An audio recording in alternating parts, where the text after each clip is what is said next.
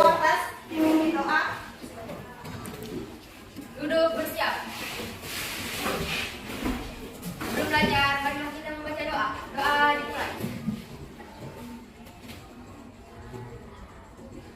Doa selesai. Beri salam kepada guru. Assalamualaikum warahmatullahi wabarakatuh. Waalaikumsalam warahmatullahi wabarakatuh. Pagi. Yang tidak hadir. Oke, doa ya, Kelvin dan Nasri. Semangat semua kan? Semangat pagi. Sebelum kita belajar, ada sedikit motivasi. Mau bernyanyi bersama enggak? Tahu lagunya nggak kira-kira ya? Sama-sama nyanyi ya? Ya Bu, yang penting tahu nggak tahu mau curang.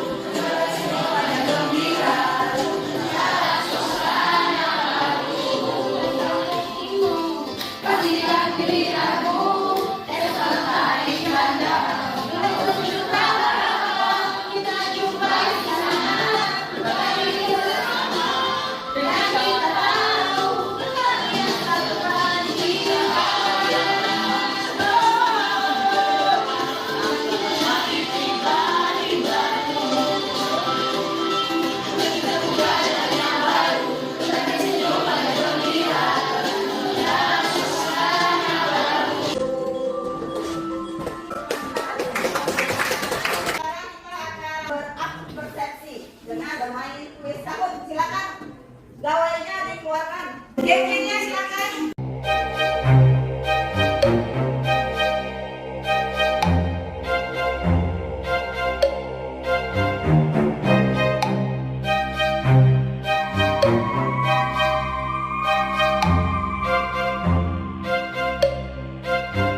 Kita mulai. Soalnya dulu semangat. Main saya.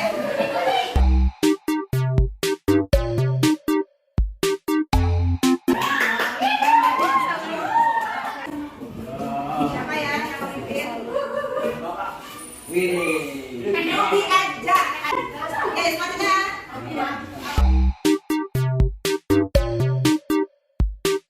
Tiga, dua, satu.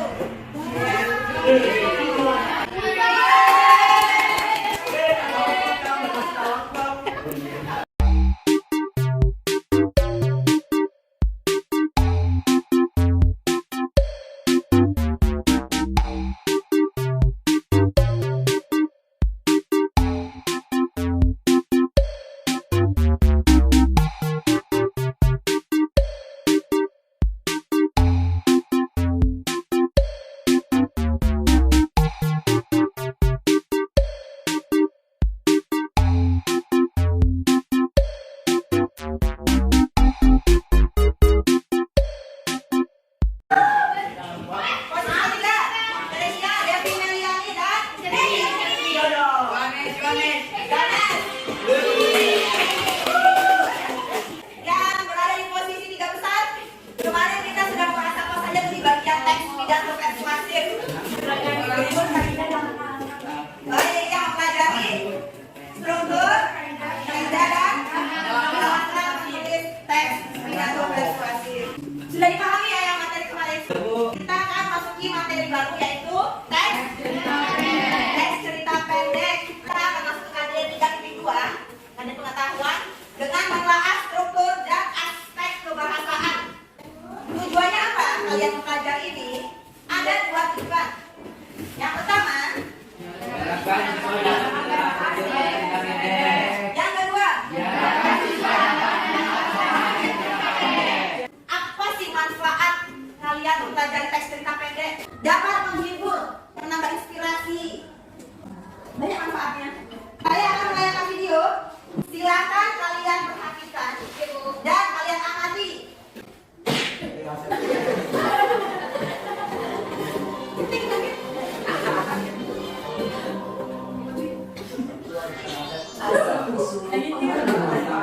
Kisah dari provinsi Riau. Konon ada sebuah legenda di kota Dumai yang dikenal legenda Putri Tunjuk. Pada zaman dahulu kala, di daerah Dumai berdiri sebuah kerajaan bernama Seri Bunga Tanjung. Kerajaan ini diperintah oleh seorang ratu yang bernama Cisima. Ratu Cisima memiliki 7 orang putri yang cantik rupawan, yang dikenal dengan sebutan Putri Tunjuk. Putri Tunjuk itu tetap dikenal dalam sebuah lirik berjudul Putri Tunjuk. Lirik tersebut sampai sekarang dijadikan nyanyian mengiring tari pulau dan asyik melayang bagi para tabib saat mengobati orang sakit. Sekarang seperti biasa ada pertanyaan dasar. Saya ingin kalian ceritakan sedikit pengalaman kalian saat membaca teks cerita pendek. Pernahkah kamu membaca teks cerita pendek? Silakan, dan saya pernah baca di buku-buku sekolah. Debbie juga mungkin pernah, tapi saya tidak yakin itu cerita atau bukan. Oh, ya. Biasanya banyak ya kalau misalnya di media sosial yang muncul-muncul cerita kan masih nggak paham ya itu cerita pendek atau cerita panjang atau cerita bersambung atau novel. Mungkin seperti itu yang dialami oleh Malaysia ya. Menurut kamu video tadi itu termasuk dalam cerpen nggak?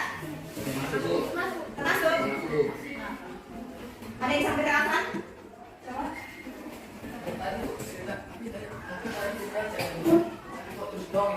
Oke. Kita bahas cerpen gitu ya. Tapi kok ini dongeng gitu. Jadi maksudnya sama aja gitu. Emang dongeng termasuk dalam cerpen? Pertanyaan sama ya. Dongeng termasuk ke dalam cerpen atau cerpen itu sebenarnya dongeng atau bagaimana? Nah, mungkin pertanyaannya saya suka gitu kan. Nanti akan kita bahas di materi. Ada lagi yang lain? Izin bertanya, Bu. Ya, silakan. Di buku ada cerpen kok cerita, tapi ceritanya panjang nih, Bu. Yang pohon keramat ya? Yang baru. Nah, berarti sudah baca ya tentang yang pohon cerpen keramat. Ya, memang itu cerpennya sepertinya panjang ya. Nah, baik kalau begitu kita sekarang langsung saja ke materinya. Saya suka kalian baca pertanyaan. Jadi, Ya, Pak. jadi kan? Tim salah tim jadi apa? Nah, masuk ke materi ini. Ini semua adalah ciri-ciri dari teks cerita pendek. Nah, yang pertama itu narasi. Narasi itu bersifat cerita. Alurnya tunggal. Kalau dia ada satu topik, satu penyelesaian. Nah, di sini nih, kalau misalnya kalian membaca cerpen seperti pohon keramat, kenapa dia kok cerpen itu bukan cerpen pendek, tapi kenapa pohon keramat lebih panjang? Gitu kan? Nah, karena ternyata setelah dibaca cerita pohon keramat itu hanya memiliki satu alur. Tadi kan kita menayangkan video tentang dongeng. Nah, materi kita kan cerpen, gitu kan ya? Nah, kira-kira dongeng itu masuk nggak sih ke dalam cerpen? Berarti kan begitu.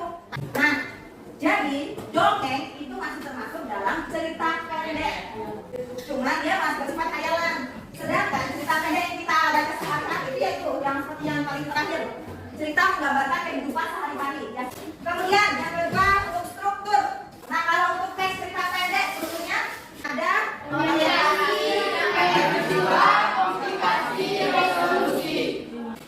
dan selanjutnya ada kaidah kebahasaannya. Yang pertama, yang kedua penanda waktu. Ini yang paling penting. Harus ada kalimat langsung dan kalimat tidak langsung. Ayo kita bagi kelompok. Cari teman seirama.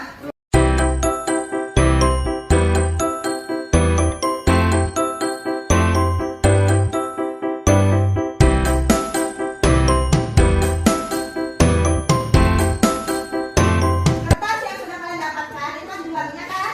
Nah, kalian cari teman kalian yang seirama dengan bernyanyi tapi dengan nada rek-rek.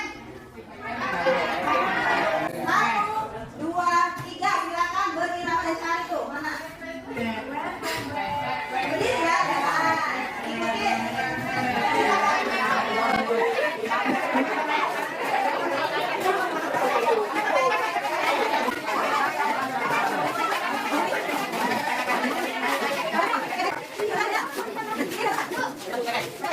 Ada materi pertama tentang struktur dan teks dan kebahasaannya.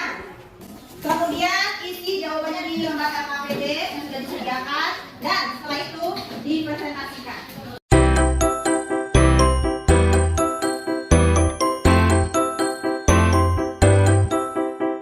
Diskusi dalam waktu 20 menit.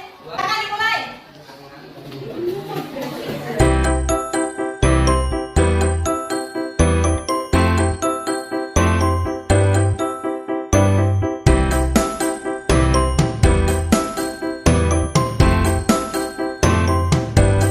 Oh ya, saya kasih chat online-nya ya.